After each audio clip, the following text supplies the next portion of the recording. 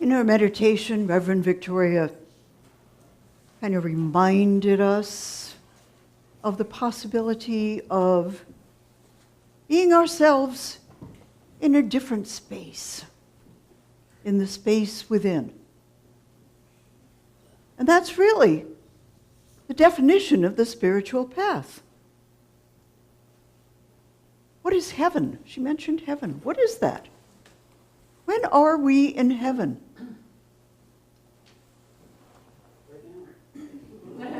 I would agree. But what is it about right now? Peaceful. Peaceful? What's the difference between on earth as it is in heaven? Perspective. Okay, that's a good beginning. It's a perspective. Surrender. What? Surrender. Okay, in order to get from our consciousness of, okay, this is my skin tone. Maybe I don't want to look down there. This is my girth. You know, our physical consciousness, which is very much with us from moment to moment. Right? Mine is. I don't know about you. To get from that into heaven, what happens? What are we aware of? Spirit. Yeah, spirit. What is spirit? What is spirit? Energy. Energy, wholeness. Huh? Essence. Constant and never changing. Yes, that's important. Never, ever, ever changes. So once we know what it is, that's not going to change. That's heaven. Nothing changes. It's always infinitely powerful. Infinite possibility. Infinite possibility. Any way that you could ask, what would you do if you won $10 million in the lottery?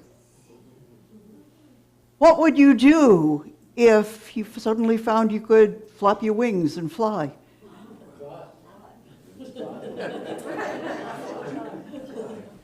What would you do if, what else have you kind of wished for once in a while? Want an HGTV house. What would you do if you knew that at any moment you could just have your HDTV? House. House. Houses that they give away on HGTV. Oh, gotcha. You can tell I don't watch that very much. Okay, if I got my perfect house, poof. Thank you. Anybody else have a grand wish?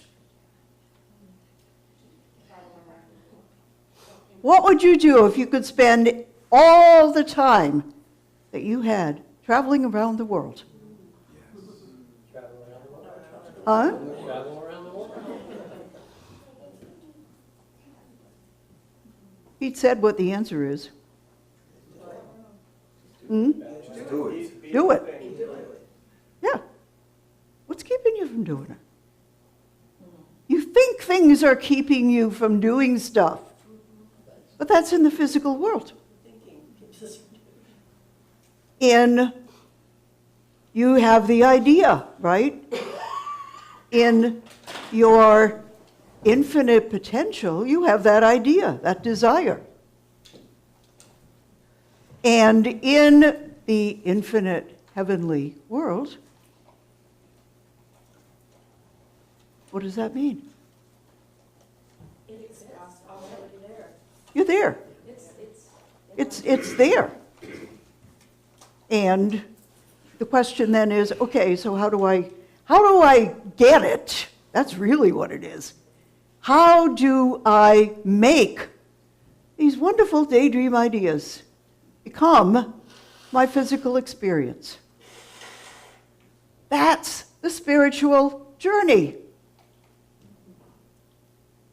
is knowing how to easily move, because we have a dual awareness. We are embodied in the physical realm.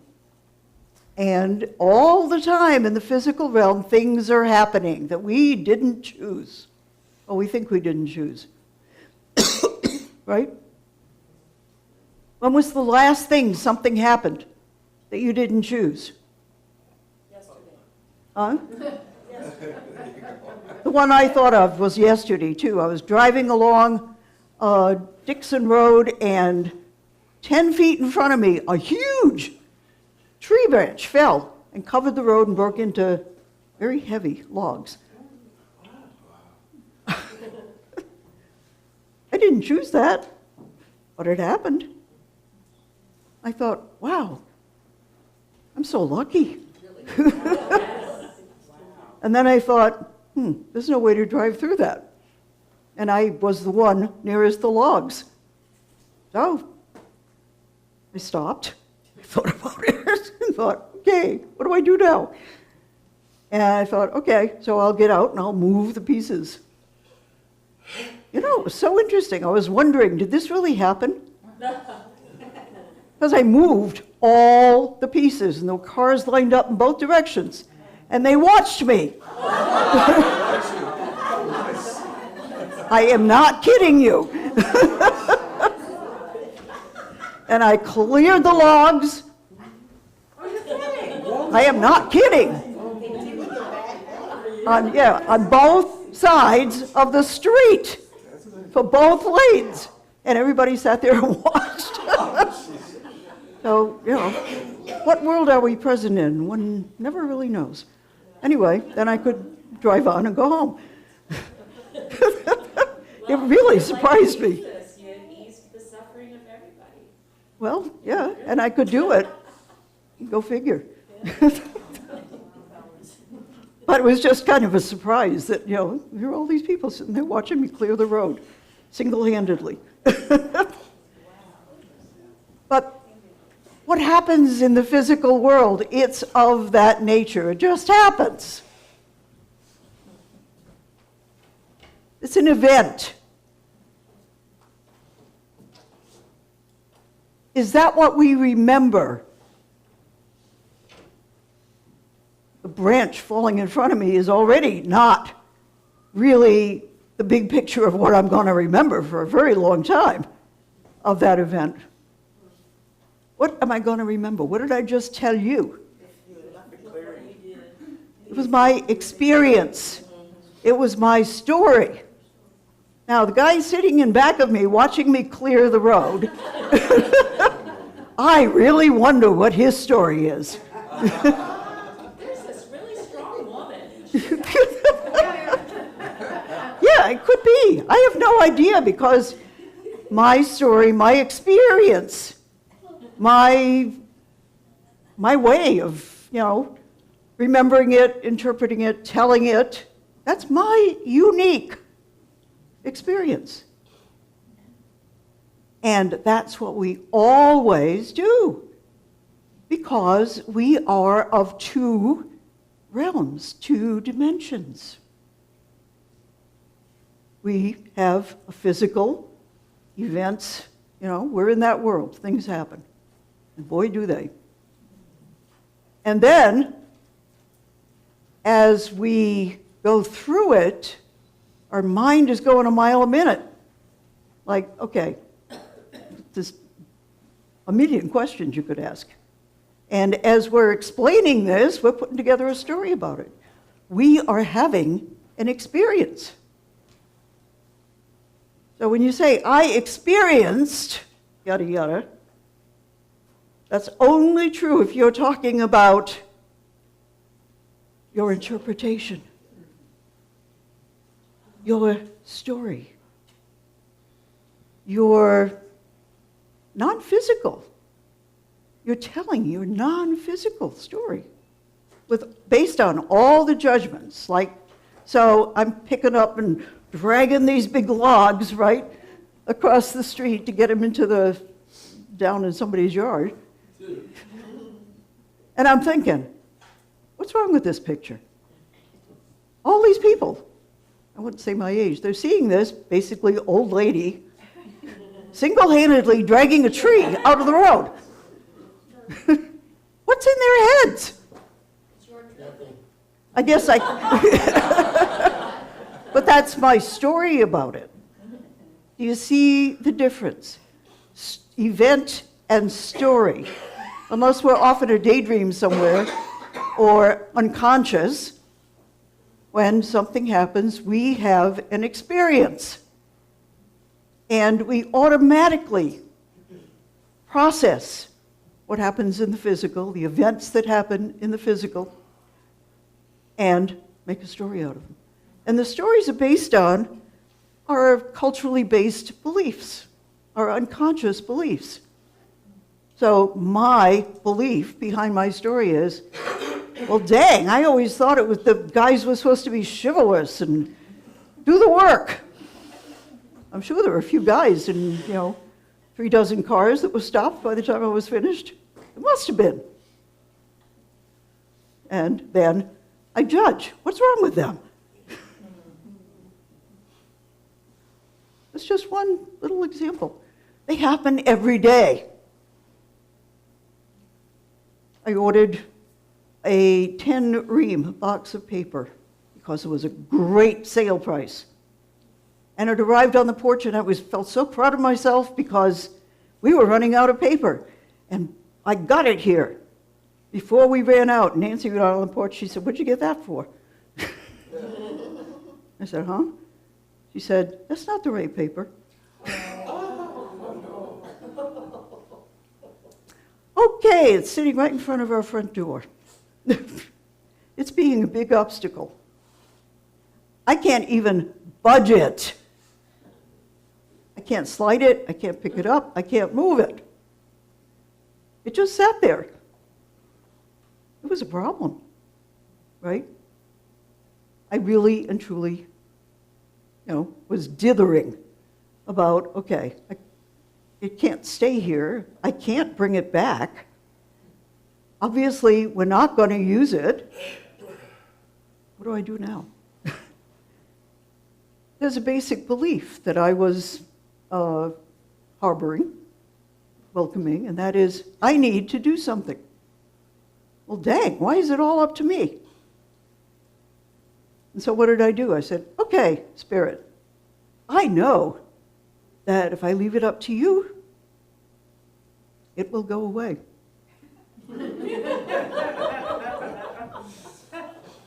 And sure enough, the person came in an hour or so, to whom I'm very grateful for getting it out of my house and into my car. And after I drove it around for a few days, had a good ride. And I finally remembered here to say, oh, gee, can somebody help me get this big box of paper into this building? The person was there, and I'm so grateful. And it was gone. And I didn't have to do what I couldn't do.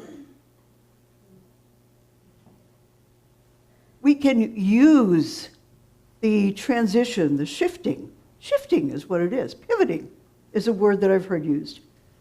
From one realm to the other realm. We can get really good at it and know how to use it. When we have a problem, when we're feeling unhappy about something. We had another awesome example in our chaplain's meeting this past week. We had 2 people in the chapter who, for the last 4 or 5 months, had been nitpicking at each other. They didn't want to see each other. They were acting weird. But it was always negative. And so finally, at the last meeting, we said, okay, what is going on here? let's figure it out. And so the whole chapter was there, and we held space and asked those two people, so can you help us to understand? And you can imagine the first way it went, right? You jumped down my throat when you were, you.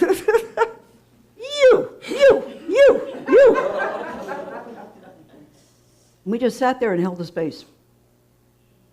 It took an hour and a half. And finally, we could see they were getting tired. The energy had gone out of their resentment, right? It was like, okay. And so at that point, I said, do you think maybe we could think about something else? Is there some way that we can move ahead positively as a group, as a collegial group? Yeah, they were ready at that point. What it boiled down to was all of us had become abundantly aware over that hour and a half that they were, A, rehearsing stuff from the past, B, they both were immersed and folded, wrapped up in their own stories. And when we traced it back to where it began, one of the ladies, we'll call her Sarah, goes around with a chip on her shoulder. Why? Because she assumes that because she's Jewish, people are going to make life difficult for her. Now, that's not everybody's experience because they're Jewish, but it is hers. And the other lady is like hyper-Christian. Let's call her, pick a name that's not in this room. Sarah too. Huh? Sarah too. Sarah too, okay. Oh no, that's not going to help. I'm trying to get away from, and this lady, and this lady, and this lady, and this lady. We need two names. Huh? How about Jennifer? Okay. So Jennifer was picking up that Sarah didn't like her. And so she thought, well, then I don't like Sarah. And they had made up this whole fable about, this one is picking on this one, and this one was knocking this one over, and this one was jumping out this one's throat, and this one was, it was pretty hilarious, actually, if you didn't have to sit through it. And everybody realized that's what had been going on. Because when Sarah and Jennifer told us at each stage of the argument what each one had been thinking, they were not even thinking about the other one. They were so far away from being aware of the other person. They were all in their own heads and defending themselves. And so there were two huge mushrooming stories going on side by side that had nothing to do with reality. Have you ever witnessed a situation like that?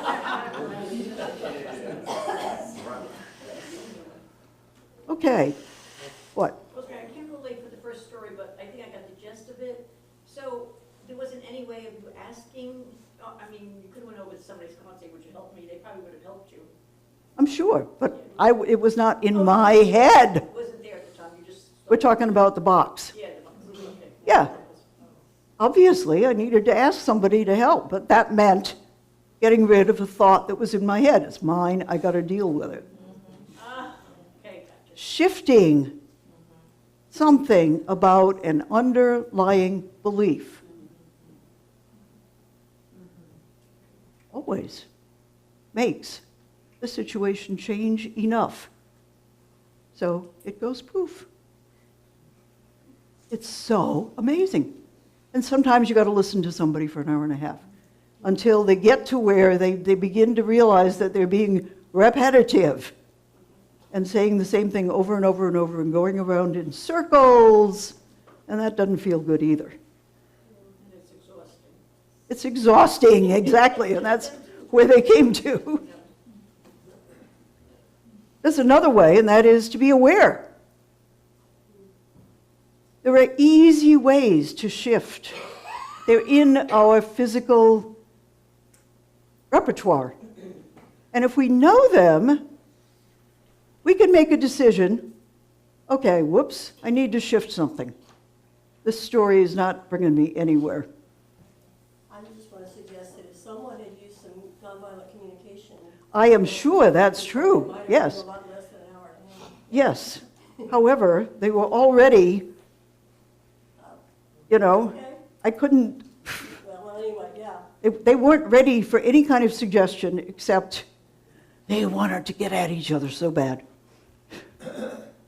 And my nonviolent communication skills obviously weren't Yeah, I'm saying, yeah. Good enough I'm saying you should have done that. to head them off at the Someone pass. could have, someone But I knew that eventually, if they vented enough, they'd give it up. They'd get tired of it. Okay, and that's the way it happened. Another situation in the last 2 or 3 days, this was somebody who I asked them what was going on, and they told me, and it wasn't, a combative situation.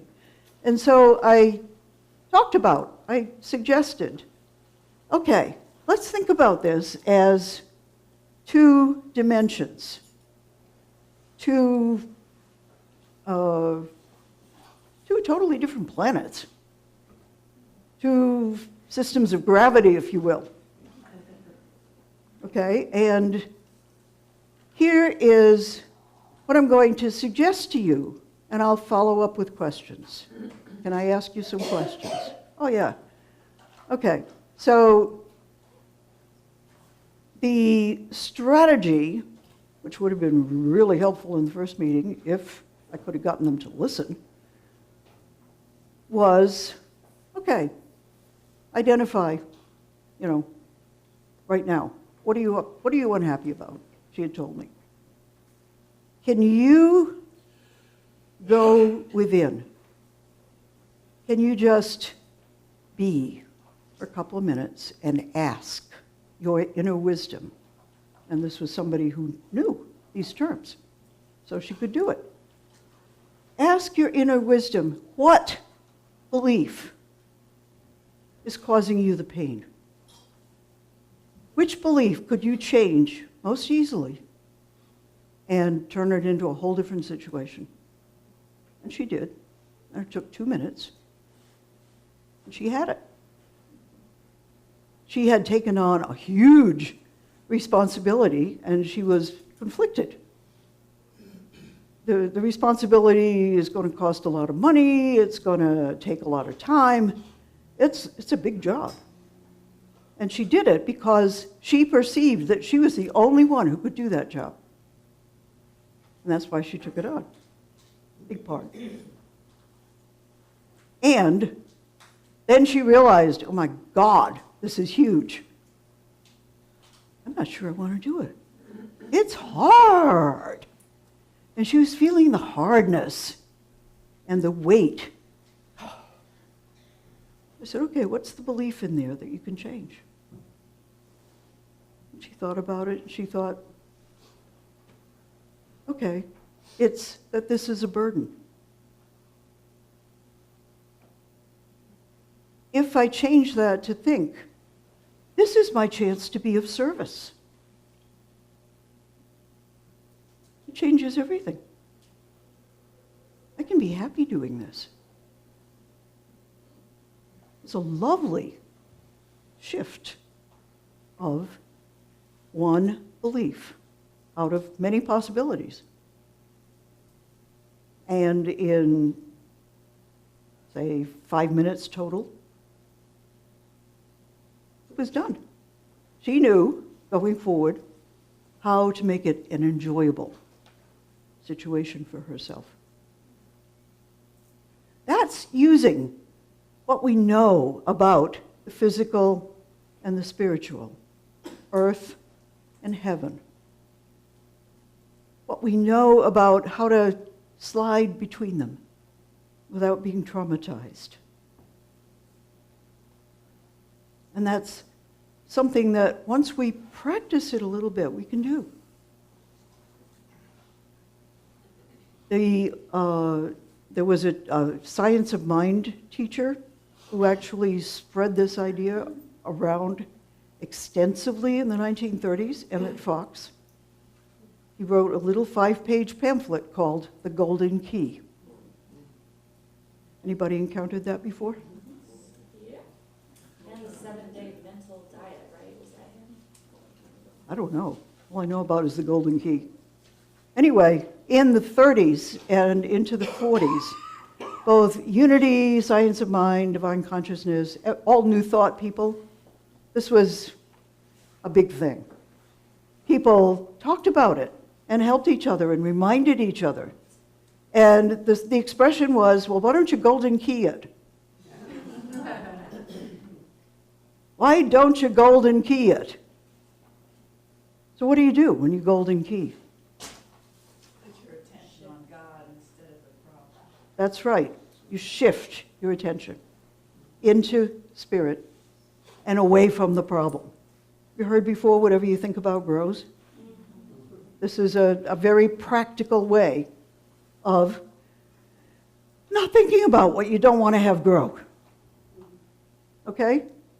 The easiest way to do it is simply stop. We've done this before. Breathe and go within. And ask, and you shall receive. And most often, you get. You know, it comes, you understand.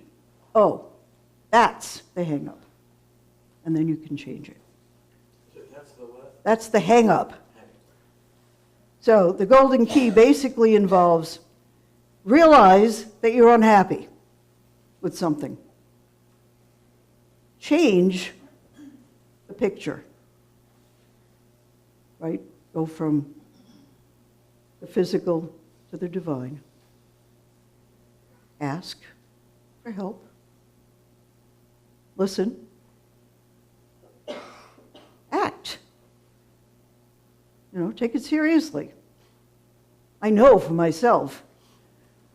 I spent many years doing that, and then when the answer came, I'd go, oh, I don't want to do that. So the last part is saying yes, and just following what your divine guidance says. And you know, I have to say that since I realized, okay, get it over with. Stop saying no, just do it. It's been awesome. Because the inner guidance is always way righter, is that a word, than I'd ever be if I was doing it by myself. So why not take the shortcut and just go for it? Get out of your car and move the logs. Yeah, exactly. It's a very simple process, but we need to be aware, and we need to be aware of the two dimensions in which we're living. I've been reading a book that I've been meaning to read for decades, A Wrinkle in Time. I'd never read it before. But that's basically what we're talking about, is finding the wrinkles, finding the easy ways to slide between dimensions. And this whole series of talks has been about that so far, and will continue to be. The first one we talked about was realizing the power of a lifetime. Always. Once the lifetime is over with, the power becomes very clear. And by extension, we have to know that our life makes that much difference. You know, it's a way of kind of sideways getting into an awareness of, you know what, that trip around the world, it's a done deal. I just have to make it happen and use divine guidance. And I've done that a number of times, but I won't talk about it now because we'll go over time. But yeah, it works. Things rearrange themselves somehow. And whatever it is that you want to do, you can make it happen. I can't say exactly step 1, step 2, step 3, step 4, but over time, somehow, it happens. The second one was consciously sharing an awareness of the incredibility of the world in which we live. Just being in that awareness puts us in heaven. And now today's is recognizing the signal, the power of the signal of unhappiness, and saying, okay, I need to change this picture and shift between dimensions. Sometimes it does feel as weird as it did for the people in that story, like when they got squoze down to 1 dimension or 2 dimensions. It was bizarre and it was uncomfortable. Think about being flat. They couldn't breathe, among other things. You know, it's all imagination, but it's also real. That when we are in different dimensions, we are in different dimensions. And they have something to teach us, and sometimes they have some pain. And we accept, we ask, we pay attention and say yes, and then we figure out how to stay in the heavenly dimension. And we'll slip back. You know, it's a very natural process. So what we're all about in our lives is figuring out how to stay on the heavenly side, in the heavenly wholeness, as much as possible. And I leave you with that thought.